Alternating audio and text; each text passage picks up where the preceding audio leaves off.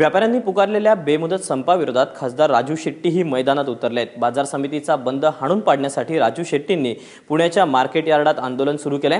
फळभाज्या नियमनमुक्त करण्याच्या सरकारच्या निर्णयाविरोधात राज्यातील व्यापाऱ्यांनी बेमुदत संप पुकारलाय।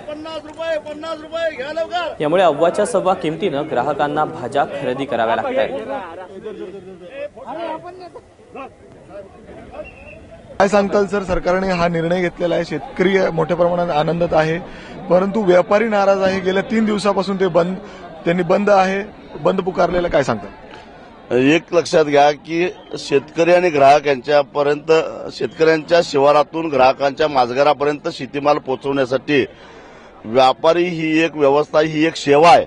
परंतु अलीकडच्या काळामध्ये ते मालक होऊन राहिलेले आहेत आणि त्यांनी ग्राहक आणि उत्पादक दोघांनाही वेठीस धरण्याचा प्रकार केलेला आहे। त्यामुळे सरकारला कायद्यात दुरुस्ती करून आता उत्पादक आणि ग्राहक यांच्यामध्ये मध्यस्थ येणार नाही अशा प्रकारचा अध्यादेश काढावा लागला। खरं तर बाजार समितीचं अस्तित्व सरकारनं नाकारलेलं नाही किंवा आम्हीही नाकारत नाही, कारण बाजार समित्या ही सुद्धा एक आवश्यकच बाब आहे। परंतु आमची अनेक वर्षापासूनची मागणी होती की या बाजार समितीला एक पर्यायी व्यवस्था सुद्धा असावी। बाजारपेठेमध्ये समजा व्यापाऱ्यांनी, दलालांनी आमच्यावर जर का अन्याय केला तर आम्हाला त्यांना माल विकण्याशिवाय दुसरा पर्याय असत नव्हता। आता शेतकऱ्यांनी जर का आपल्या बांधावर शेतीमाल विकायचं ठरवलं तर त्यांना विकण्याची कायदेशीररित्या मुभा मिळणार आहे, एवढाच या नव्या अध्यादेशाचा अर्थ निघतो। परंतु हे सुद्धा यांना सहन होत नाही। म्हणजे ही मक्तेदारी तुम्ही किती वर्ष चालवणार आहात?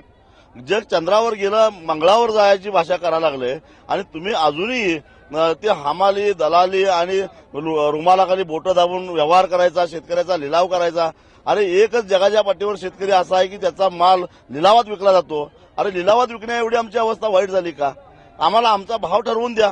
व्यापारी मोठ्या प्रमाणात नाराज आहे। गेल्या 3 दिवसापासून ते बंद पुकारलेले, त्यांनी आज सरकारबरोबर त्यांची बैठक देखील आहे। जर यामध्ये काही शेतकऱ्यांच्या विरोधात काही निर्णय आला तर तुम्ही कुणाच्या पाठीशी उभं राहणार? शेतकऱ्यांच्या विरोधात काही निर्णय होणार असेल तर तो अजिबात खपवून घेतला जाणार नाही।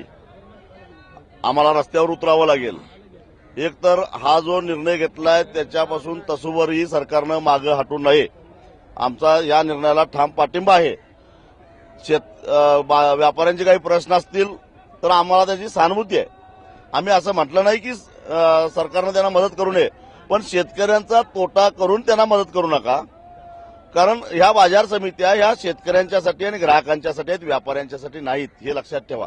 साधारण आज किती आवक असेल या पुणे मार्केट यार्डमध्ये? असेल, मला वाटतं की नेहमीपेक्षा थोडीशी जास्त असेल। जवळपास 400 गाड्या आज आलेल्या आहेत। ग्राहक येत आहेत, खरेदी करतायत, छोटे व्यापारी येत आहेत, खरेदी करतायत।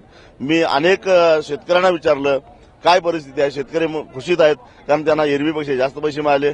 मी छोट्या विक्रेत्यांना विचारलं की काय परिस्थिती आहे, ते म्हटले की नेहमीपेक्षा स्वस्तात मिळालं।